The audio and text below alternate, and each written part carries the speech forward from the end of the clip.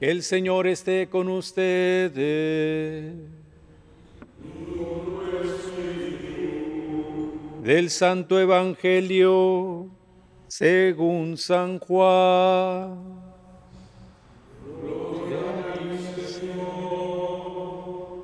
En aquel tiempo Jesús dijo a sus discípulos: Aún tengo muchas cosas que decirles, pero todavía no las pueden comprender. Pero cuando venga el Espíritu de la verdad, Él los irá guiando hasta la verdad plena, porque no hablará por su cuenta, sino que dirá lo que haya oído y les anunciará las cosas que van a suceder. Él me glorificará, porque primero recibirá de mí lo que les vaya comunicando. Todo lo que tiene el Padre es mío. Por eso he dicho que tomará de lo mío y se lo comunicará a ustedes. Palabra del Señor. En la secuencia que hemos ido llevando de la lectura del libro de los Hechos de los Apóstoles, nos hemos brincado esa etapa en la que Pablo, junto con sus compañeros, anunció el Evangelio en Tesalónica. No sabemos cuánto tiempo duró en esa ciudad. Lo que sí sabemos es que después les escribió 2 cartas y que en una de sus cartas les advierte que alguien les había escrito una carta apócrifa, una carta falsamente atribuida a él, una carta en la que pareciera que el mismo Pablo les escribía. Y por eso al final de su segunda carta, Pablo firma de su puño y letra y dice: esta es la firma con la que yo garantizo que son mis cartas. No se dejen engañar. No se dejen engañar por aquellos que pretenden anunciarles cosas que yo no les anuncié, con aquellos que pretenden escribirles doctrinas que no son la doctrina de Jesús.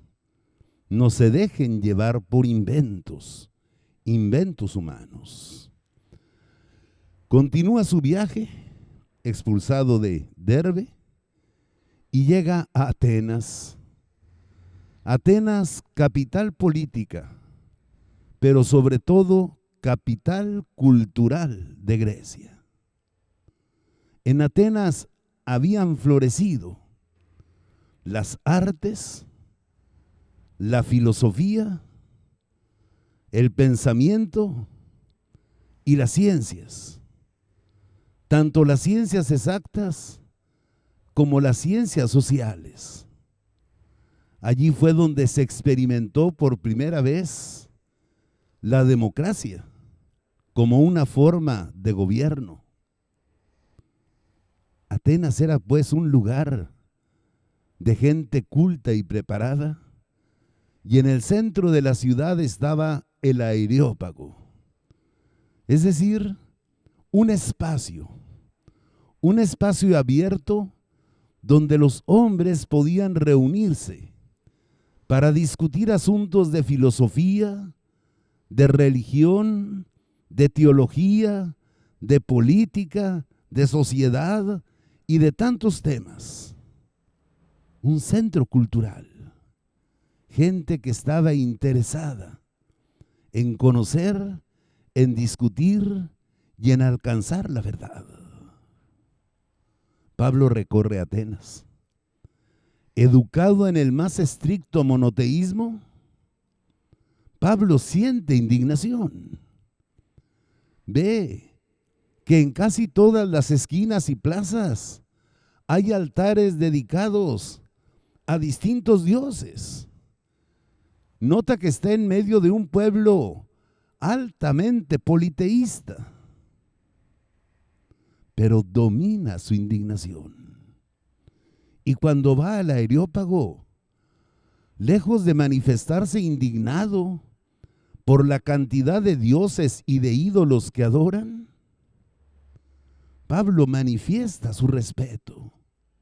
Descubre en esa multitud de dioses una búsqueda sincera del único Dios verdadero. Atenienses, me doy cuenta de que ustedes son un pueblo extremadamente religioso. He visto el culto que ustedes tratan de darles a los dioses.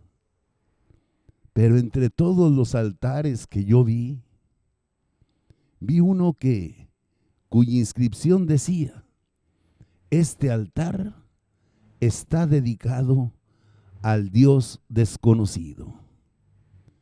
Y a partir de haber visto ese altar, Pablo empieza su discurso lleno de elocuencia, manifestando un conocimiento perfecto de las Escrituras, manifestando conocer también no solo el idioma, sino la cultura griega. He leído a sus filósofos y poetas. De ese Dios desconocido es del que he venido a hablarles. Ese Dios desconocido. Ese Dios que sembró en nuestros corazones el deseo de buscarlo y el deseo de conocerlo. Lo buscamos a tientas, lo buscamos en medio de la oscuridad y de la confusión, aunque en realidad Él no está lejos de ninguno de nosotros. No es un Dios escondido, es un Dios que sale a nuestro encuentro. En Él existimos, en Él nos movemos, en Él somos. Todo lo que somos, todo lo que hacemos, todo lo que tenemos, ha sido don de Él. Uno de sus poetas dice: somos linaje de Dios. Bien, de ese Dios que sembró en nosotros ese deseo de buscarlo, de ese Dios que ustedes veneran sin conocer, de ese Dios quiero hablarles. Y empieza a predicar la doctrina cristiana, el Dios creador del cielo y de la tierra, el Dios que definió las estaciones del tiempo y las fronteras entre los pueblos, los idiomas, las culturas. Un Dios cercano a todos. Un Dios que permitió que muchas veces en su búsqueda los hombres se equivocaran y crearan falsas imágenes de Dios. A veces imágenes escultóricas, estatuas de oro, plata o mármol. Pero a veces también imágenes ideológicas, falsas ideas, falsos conceptos de Dios. Pero en estos últimos tiempos, Dios ha querido revelársenos, porque quiere que todos los hombres se salven, y todos los hombres serán juzgados por un hombre a quien Dios acreditó. Y lo acreditó resucitándolo de entre los muertos. Tan pronto como escucharon esos atenienses que estaban escuchando a Pablo con atención, con deleite, tan pronto como oyeron la palabra resurrección, soltaron la carcajada y dijeron: esa es una broma de muy mal gusto.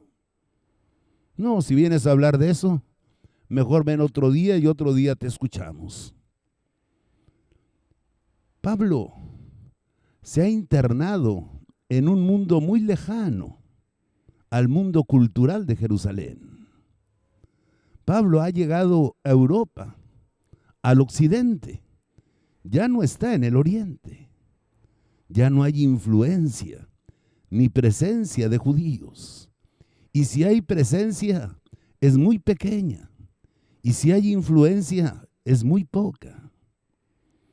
Allí reinan otras ideas. Si para los judíos era un escándalo decir que Jesús era Dios por naturaleza, Dios por nacimiento, Dios por ser hijo de Dios, por ser engendrado y no una simple criatura, ni un simple producto, sino ser gestado y engendrado por Dios. Para el mundo pagano, eso no tenía ningún problema. Los paganos creían en muchos dioses. Un Dios más, qué interesante. Ahora se nos viene a hablar de otro Dios, del que no conocíamos, de ese tal Jesús. ¿Vamos a escucharlo? Otro Dios más que va a poblar el Olimpo y que luego competirá con los demás dioses para ver quién tiene el poder supremo. Para ellos no era raro hablar de variedad de dioses. Lo que sí chocaba con el pensamiento ateniense, con el pensamiento griego, eran las ideas platónicas, la filosofía de Platón. Ellos creían en multitud de dioses.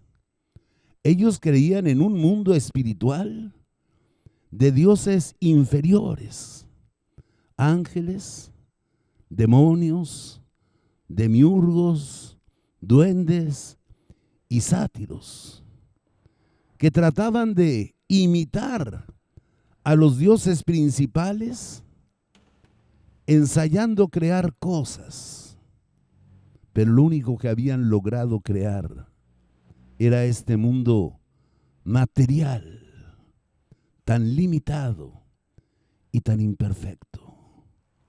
Para ellos lo perfecto era el mundo espiritual, creado por los dioses, y no el mundo material, creado por los demiurgos. Cuando se hace el credo, creo en un solo Dios Padre Todopoderoso, Creador del cielo y de la tierra, de todo lo visible y lo invisible.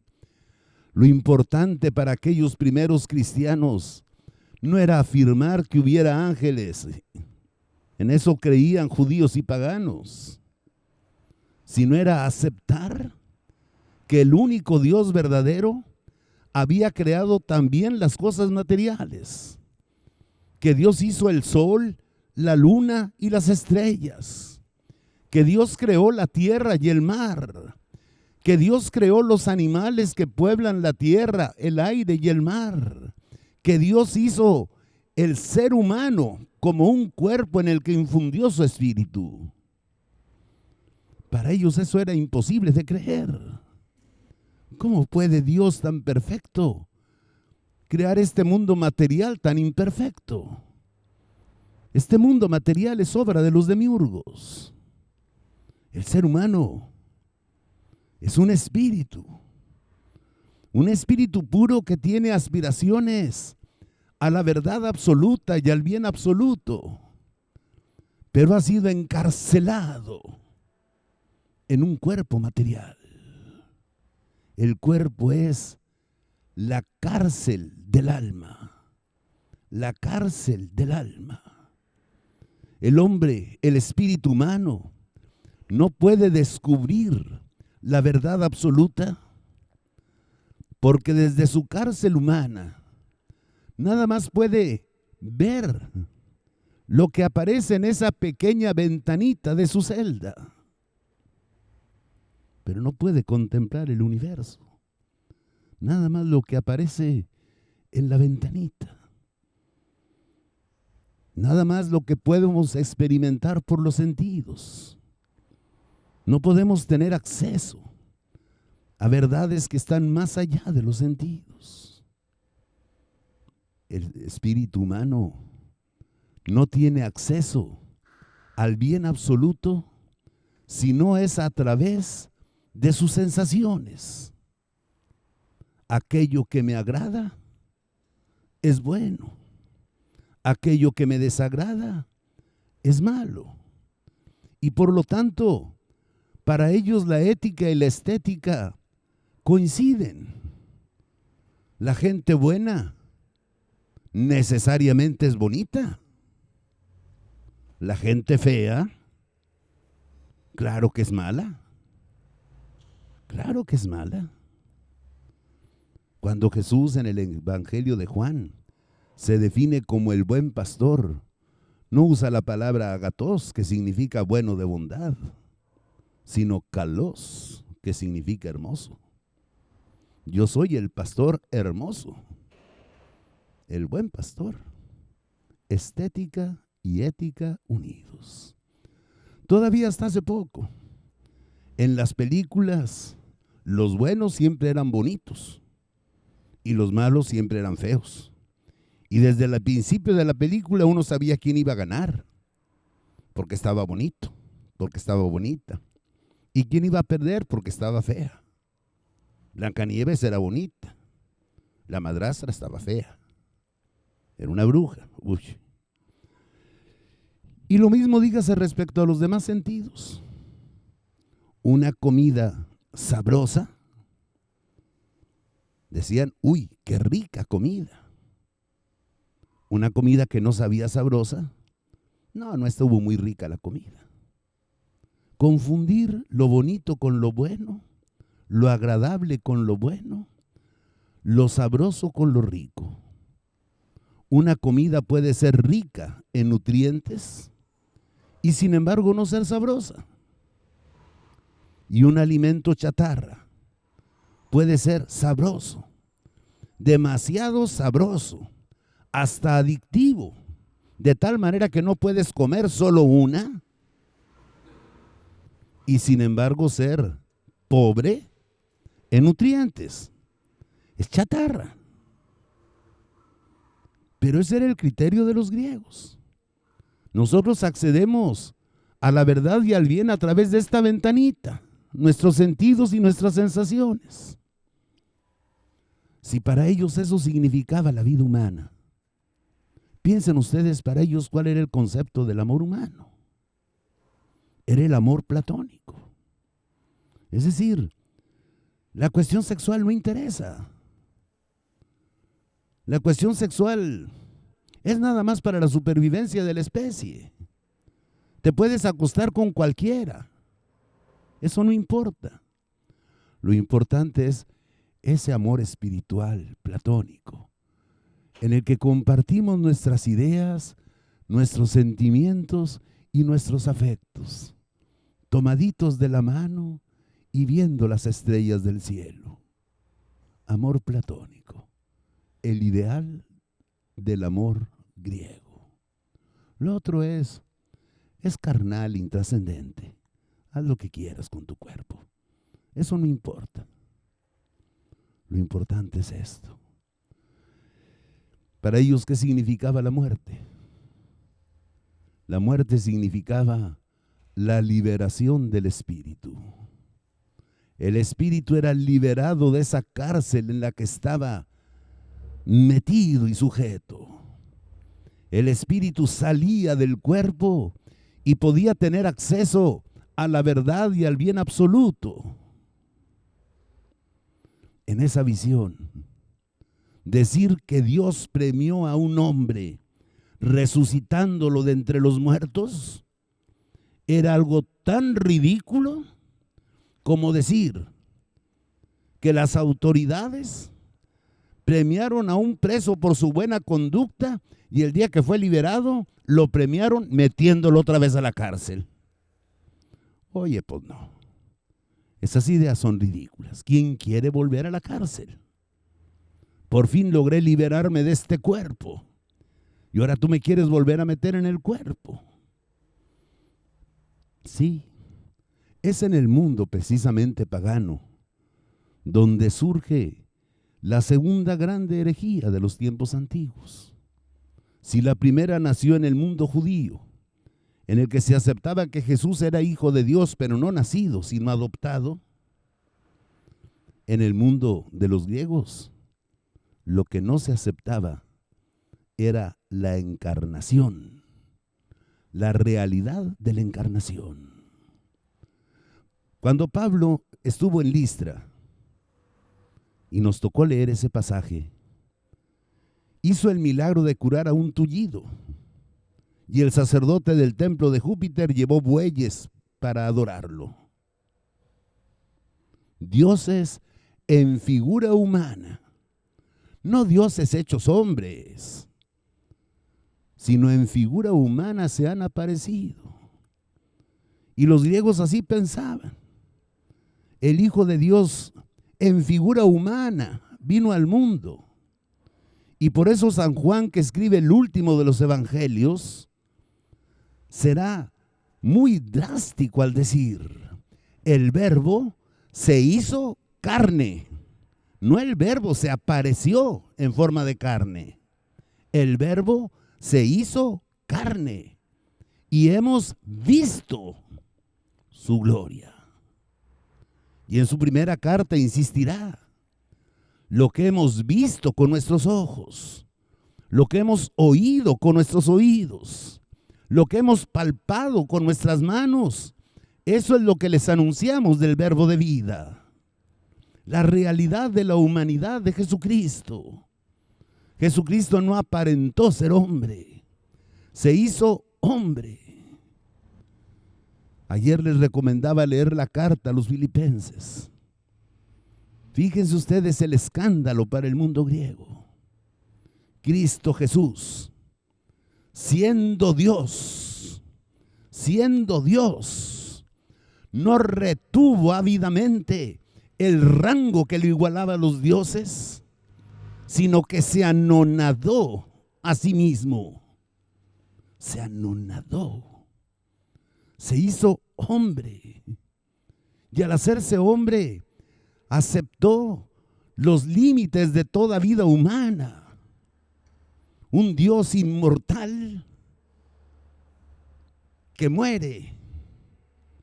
Llegó hasta la muerte, y muerte ignominiosa de cruz. Para el mundo pagano eso era inconcebible. ¿Cómo puede morir el inmortal? ¿Cómo puede morir el inmortal? Por eso para los atenienses, las ideas cristianas de resurrección eran ridículas, absolutamente ridículas. Otro día te oímos más despacito. No vengas con esas tonterías. Es interesante. Esa herejía se llama docetismo. Y les decía, Juan luchará fuertemente contra esa teología doceta. El Verbo se hizo carne. Lo hemos tocado con nuestras manos. Cuando se nos apareció en el cenáculo, les dijo: no. No soy un fantasma. No soy un aparecido. Tóquenme. Los aparecidos no tienen carne ni huesos. Tóquenme. Trae tu dedo, mételo. Es verdaderamente carne y sangre. Y cuando habla de la Eucaristía, Juan es drástico. Jesús no se presenta en forma de pan y de vino. Jesús realmente transforma el pan y el vino en su cuerpo y en su sangre. No comemos una apariencia, un signo, un icono, una figura. Comemos su carne y bebemos su sangre. Porque las ideas contrarias son docetistas. La iglesia no es una comunidad espiritual, una comunidad en la que todos, ¡ay, qué bonito!, sino es una comunidad humana, hecha por seres humanos frágiles y pecadores como nosotros. Una comunidad con una organización, con una estructura.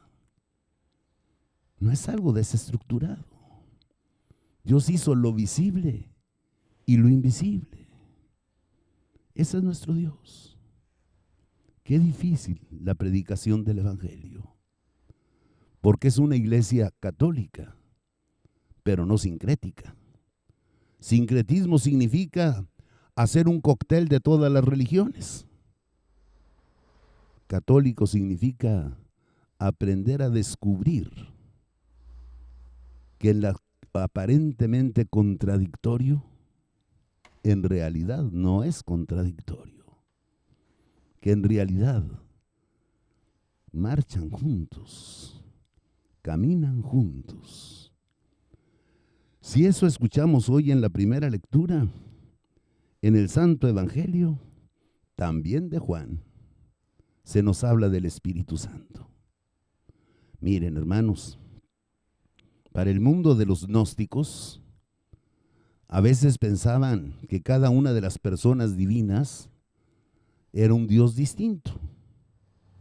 Y entonces el Hijo viene al mundo y trata de corregir lo que hizo mal su padre. Trata de corregir. No, mi padre hizo muchas tonterías, pero ahora que yo voy a ser el rey, ustedes van a ver que vamos a componer todas esas tonterías.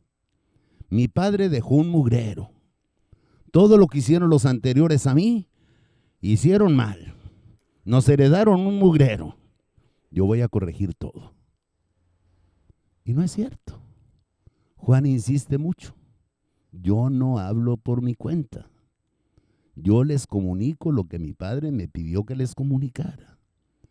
Yo no actúo por mi cuenta. Yo hago la obra que mi padre me mandó a hacer. Yo soy un enviado y soy fiel al Padre. Yo no vine a destruir, sino a llevar a plenitud la obra que mi Padre comenzó. No vine a destruir. Hay quienes quieren destruir. En la vida política hay quienes piensan que deben destruir todo lo anterior para construir un país nuevo. En lugar de decir, hay continuidad. Y así pensaban del Espíritu Santo.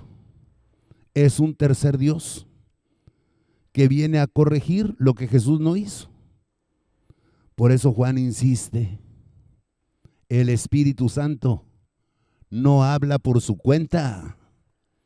El Espíritu Santo no viene a revelarles nada que yo no les haya revelado. El Espíritu Santo me glorificará porque toma de lo mío, así como yo tomé de lo del Padre. Hay continuidad. El Espíritu Santo les ayudará a entender lo que yo les he dicho y ustedes no pudieron entender, pero no trae revelaciones nuevas. Cuando una persona, creyendo que está llena del Espíritu Santo, empieza a anunciarnos nuevas verdades, es que yo vi que el mundo se va a acabar y que me revelaron, son mentiras. El Espíritu Santo no viene a revelar nada nuevo, sino a recordarnos la enseñanza de Jesús y ayudarnos a comprenderla cada día mejor. No es otro Dios, es el mismo Dios. Es uno solo con el Padre y con el Hijo en la unidad del Espíritu Santo. Esa es nuestra fe, la fe de nuestra iglesia que celebramos en cada Eucaristía.